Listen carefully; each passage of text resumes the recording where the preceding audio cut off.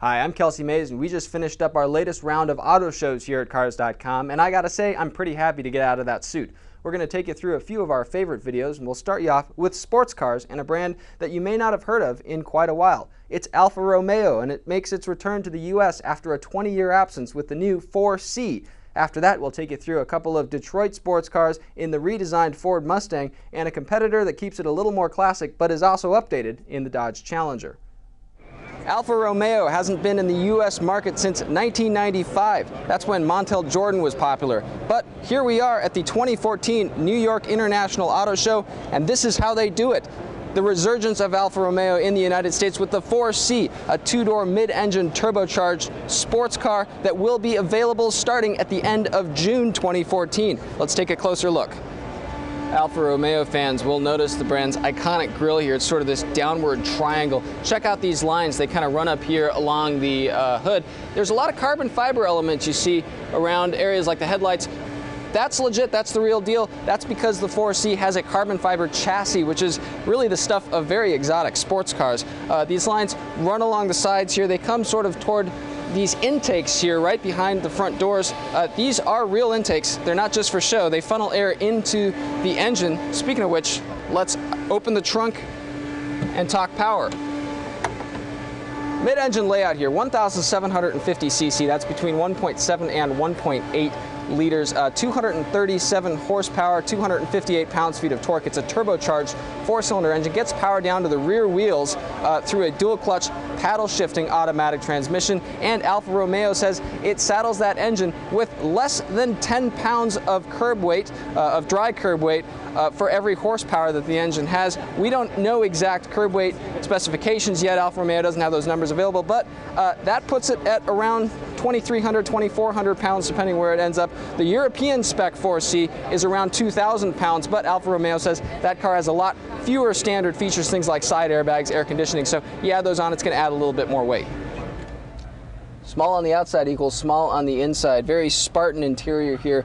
Utilitarian feel. Things are kind of where they need to be, but there's not a whole lot of creature comforts. Additionally, things like power seats, you're not going to get them. Height adjustable seats, you don't get either, but that does contribute to a lot of headroom because you kind of sit down low here.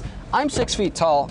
The seats adjust forward and backward. I'd sit a couple clicks ahead of it all the way back. So there is decent room there, and there's also a tilt and telescoping steering wheel. Leather wrapped paneling along the interior, leather seats, those things are optional. Speaking of these seats, very high side bolsters. Alfa Romeo says even if you get the cloth seats, they have the same structure, so you're not going to be sliding around anymore in those base seats. Storage areas, no. No glove compartment, no center console. There's a couple cup holders right here. Here's where you could put something. This little net back here. Yeah. Big knobs here for the climate controls, buttons for the dual clutch automatic transmission down here, paddle shifters up here obviously. You do also have a drivetrain selector switch right here. That affects things like drivetrain response. It also affects the intervention thresholds for the electronic stability system according to Alfa Romeo.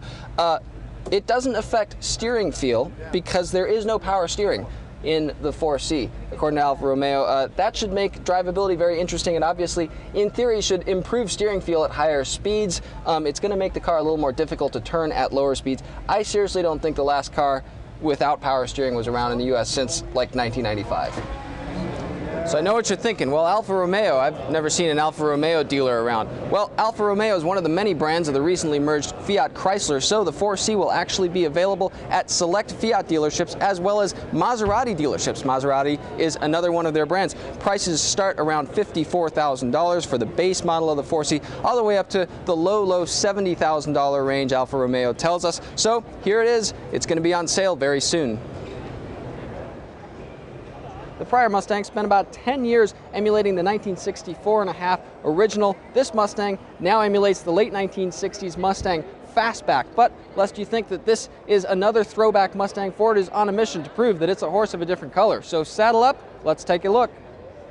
The redesign is more of an evolution than a revolution, but if you park this Mustang alongside the outgoing one, it does look a lot sleeker, kind of wider, ground hugging a little bit more. Certain elements along the front recall other Fords. We see a lot of Ford Taurus kind of in the headlights, the way they sort of snake around. As you get around the side, the big news is the fastback roofline. It goes all the way into the trunk.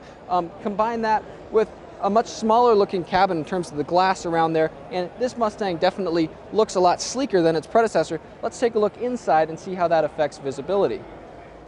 Visibility is okay. The rear window still pretty big, pretty easy to see out of back there, and the C-pillars are not too thick. Neither are the A-pillars, but you do get a little bit of Chevy Camaro effect here with the windshield sloping all the way back, so it is kind of low, not a ton of glass to see through. The Mustang retains the twin cowl dashboard that kind of defined the earlier generations of the car. A lot going on here in the center controls. There's toggle switches here that actually come up to do things like turning off traction control or changing steering settings or even activating the hazards.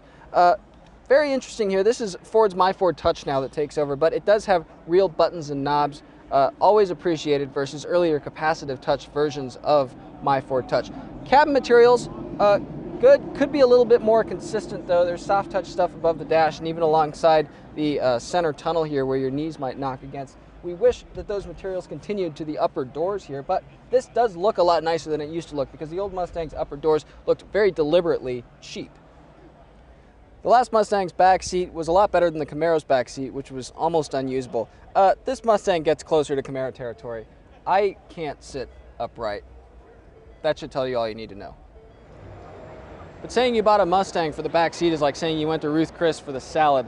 This is where the beef is. There's a 3.7 liter V6 with about 305 horsepower, Ford says. There's also the automaker's familiar and potent 5 liter V8 with about 420 horsepower. But new this year is a new 2.3 liter turbocharged 4-cylinder. Now before you say that driving a 4-cylinder Mustang is like listening to a Tupac song with radio edits, the 4-cylinder is going to be the optional engine. It actually makes in excess of 300 horsepower between the V6 and the V8 there lining up in terms of power, and more than 300 pounds-feet of torque, about 30 pounds-feet more torque than the V6 in early power estimates, Ford says. Other notables: for the first time in the Mustang since the early 2000s Mustang Cobra, there is now an independent rear suspension in all Mustangs, Ford says.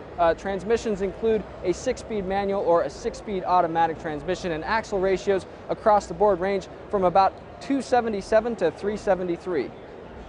Coupe and convertible versions of the car will go on sale in 2014, sometime after the Mustang's 50th anniversary in April. Now inevitably, GM will redesign the Chevy Camaro, Dodge will redesign the Challenger, and the muscle car wars will heat up again.